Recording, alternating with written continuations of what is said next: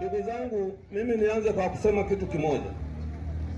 Kwenye finyana yetu huko kwenye CCM tulikuwa watu wawili na kijana wangu, kijana Nkuzi hapa.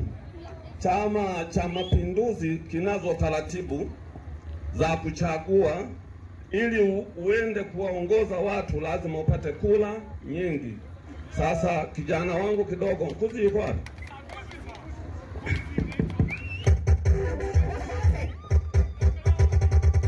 Kijana Nkuzi sio kwamba ni mbaya sana, lakini ni taratibu tu za Chama cha Mapinduzi kuhakikisha kwamba basi akawakilishe mtu mmoja.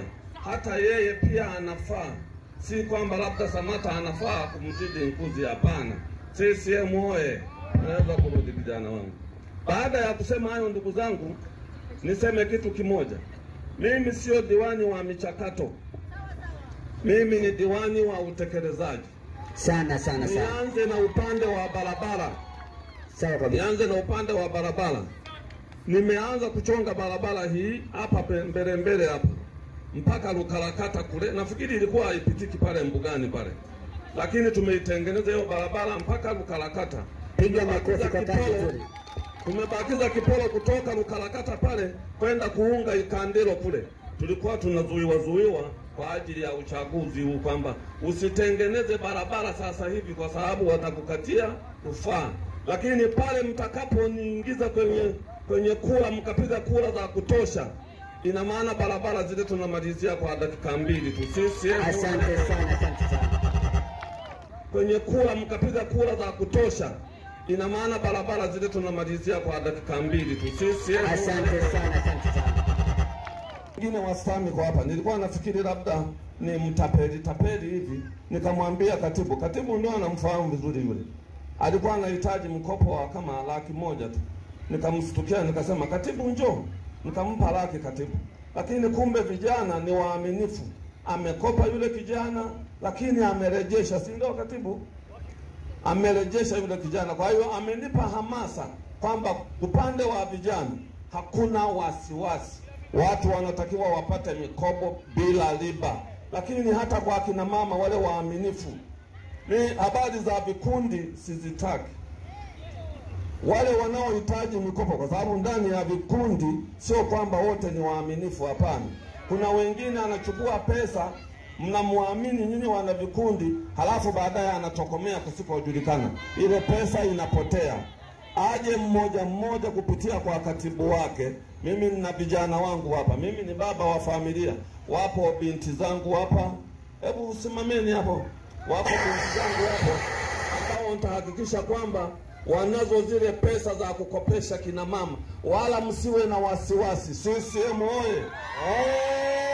Anaweza akasema labda Samata nitakiri sana au vipi? Hapana, ni moyo wa kujinyima. Unajinyima, mnagawana kidogo. Lakini hakikisha unachukua ile pesa na kisha unairudisha bila riba yoyote.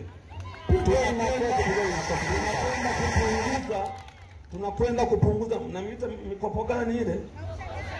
Kausha damu zile kwa kina mama. Tunakwenda kupunguza kausha damu zile.